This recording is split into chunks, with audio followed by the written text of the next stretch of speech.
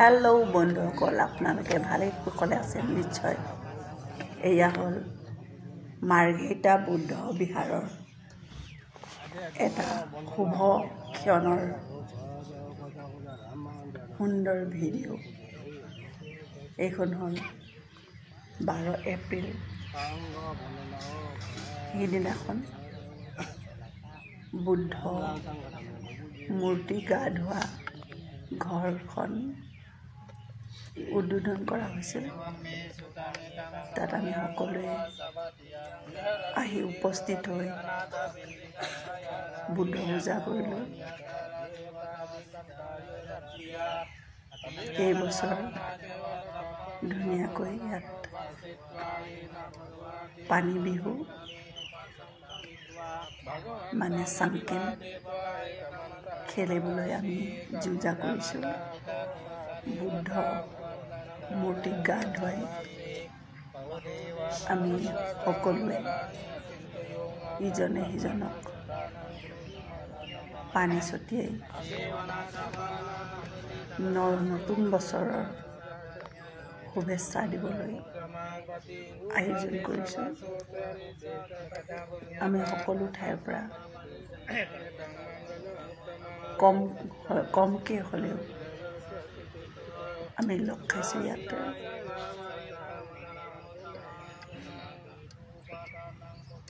এই মাৰ্ঘেৰিটা বুদ্ধ বিহাৰখনত সকলোৱে আহি সকলো কামত যোগদান দি এইখন বুদ্ধ বিহাৰ परिपूर्ण हो परिसे मानुह कम हलेও बिहारखনত आহি एटा बर मन प्रफुल्ल हो पड़े भान्ते जने बुद्ध बिहारखन बर आलपोषण धरी रमक झमक कर रखिसे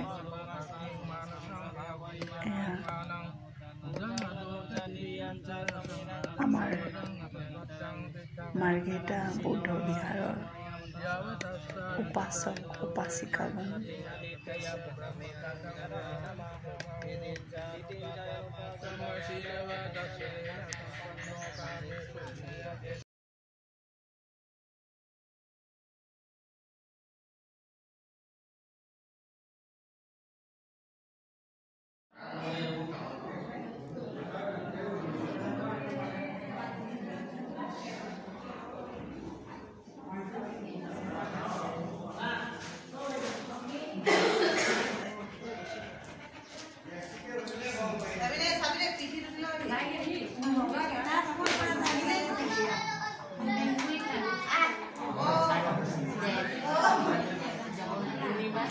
আজি আমাৰ বৌদ্ধসকলৰ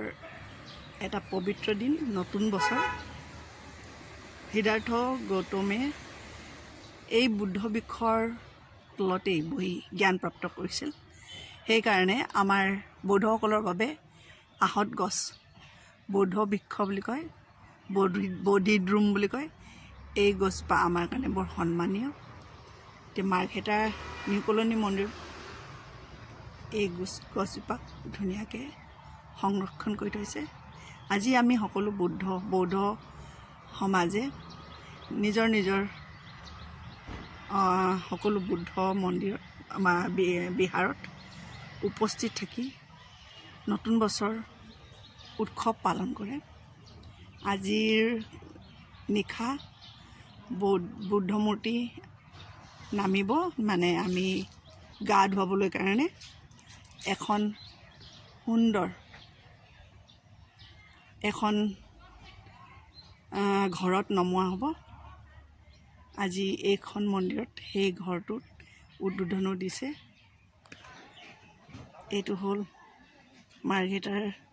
বৌদ্ধ বিহাৰ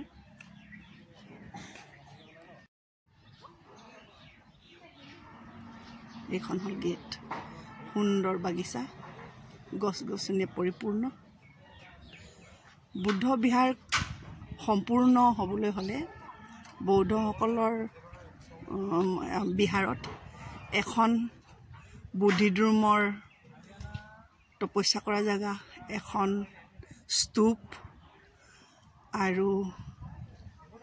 মেডিটেশ্যন চেণ্টাৰ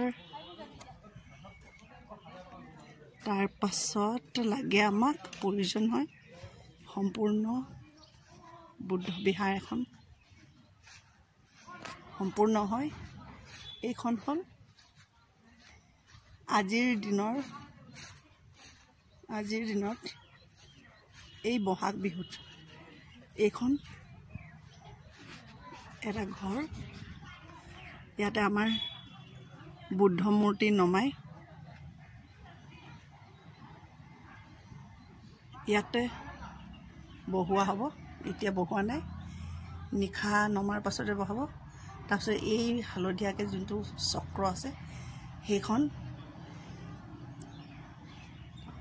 ইয়াত পানী ঢালিব এয়া বনাই থৈছে সুন্দৰকৈ এয়া ইয়াত পানী ঢালিব লাগিব এই পানী গৈ এই ভিতৰ চক্ৰটো ধুনীয়াকৈ মটৰটো সেইটো চলিলে গোটেই বুদ্ধৰ মূৰ্তিবোৰ গা ধোৱা হ'ব এক বাল্টিং পানীৰে সকলো বুদ্ধ মূৰ্তিক গা ধোৱা হ'ব এই আমাৰ এটা নিয়ম আৰু এইটো বৌদ্ধ সমাজৰ সকলোৰে নিয়ম ইয়াতে সকলোৱে আহিব পাৰে হিন্দু মুছলিম শিখ ইছাই চবেই আহিব পাৰে তাত কোনো ধৰা বন্ধা নিয়ম নাই এয়া চাওক মন্দিৰ এতিয়া আপোনাক কৈছিলোঁ নহয় এখন আহতৰ আমাৰ বুদ্ধিদ্ৰুম গছ উপাসনা কৰিবলৈ আৰু এখন স্তূপ আৰু এখন হ'ল এইটো বুদ্ধ বিহুৰ সময়তে গা ধুবলৈ স্থান আৰু এই এখন বুদ্ধ বিহাৰ আৰু হ'ল এইখন হ'ল মেডিটেশ্যন চেণ্টাৰ এতিয়ালৈকে এখন এই বিহাৰত কমপ্লিট হ'বলৈ কাৰণে এখন সীমা ঘৰ বনাবলৈ সীমা ঘৰ মানে আমাৰ বৌদ্ধসকলৰ সীমা ঘৰ এইকাৰণে প্ৰয়োজন যেতিয়া ভান্তেসকলৰ এটা গুৰুত্বপূৰ্ণ এটা কি ক'ম এটা আইন তাতে মানি চলিবলৈ কাৰণে তাতে প্ৰকাশ কৰিবলৈ কাৰণে সেই জেগাটো লাগে মাত্ৰ বৌদ্ধ ভিক্ষুসকলৰ কাৰণে প্ৰয়োজন হয় তাত আমি জেনেৰেল মানুহ যাব নোৱাৰোঁ আমি শুনিবও নোৱাৰোঁ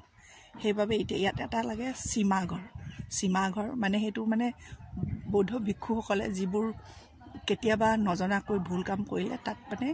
কৈ ইহঁতি সেই দুখটো মুক্ত হ'বলৈ কাৰণে জনাবলৈ মাফ খুজিবলৈ কাৰণে কৰা হয় মানে সীমাঘৰটো সেইকাৰণে প্ৰয়োজন হয় এতিয়া ইয়াত সীমাঘৰ বনোৱা নাই বনাব লাহেকৈ সেই সৌটো হ'ল ভাত ৰন্ধা ঘৰ মানে যেতিয়া ইয়াত উৎসৱ হয় তেতিয়া তাত ভাত ৰন্ধা ঘৰ বনায় চব ইয়াত ফুলনি ইমান ধুনীয়া আজিৰ বহাগ সংক্ৰান্তি কি বুলি কয় আমি কওঁ নতুন বছৰ এয়া হ'ল আমাৰ বুদ্ধ বিহাৰৰ নিউ কলনীৰ বুদ্ধ বিহাৰৰ চিন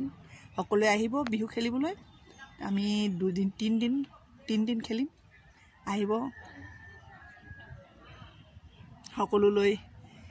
নৱবৰ্ষ আমাৰ বৌদ্ধসকলৰ নৱবৰ্ষ শুভকামনা দিলোঁ সকলোৱে ৰং ধেমালি থাকক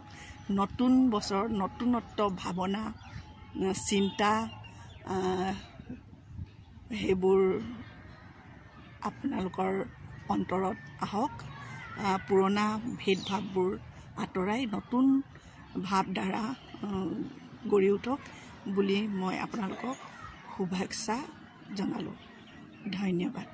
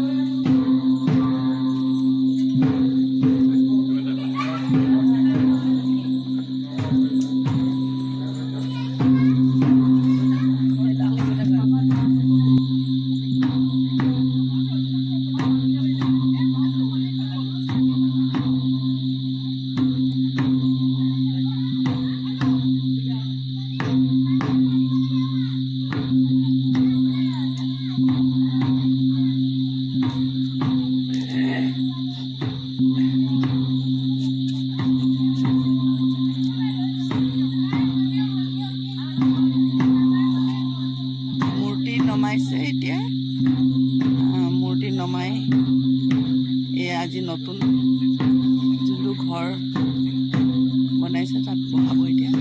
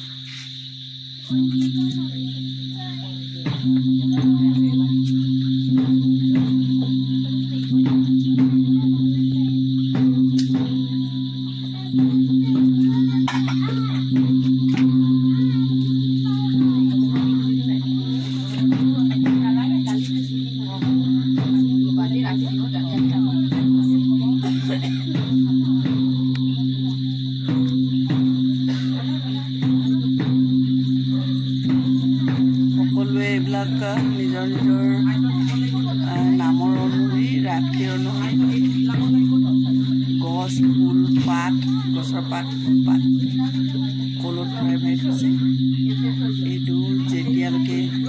ভগৱান বুদ্ধ মাটিত থাকিব তেতিয়ালৈকে ইয়াত থাকিব আৰু ইয়াত পানী ঢালা পানীৰে এই পানীটো পবিত্ৰতা কৰিব আৰু এই পানীৰে যাৰ ৰাখি যি নামত যি পাত লৈ গা মুখ ধুব লাগে সেইটো মুখ ধুব সেইকাৰণে থৈছে এইবিলাক কলহ লোটাবিলাক বাল্টিংবিলাক থৈছে সেইটো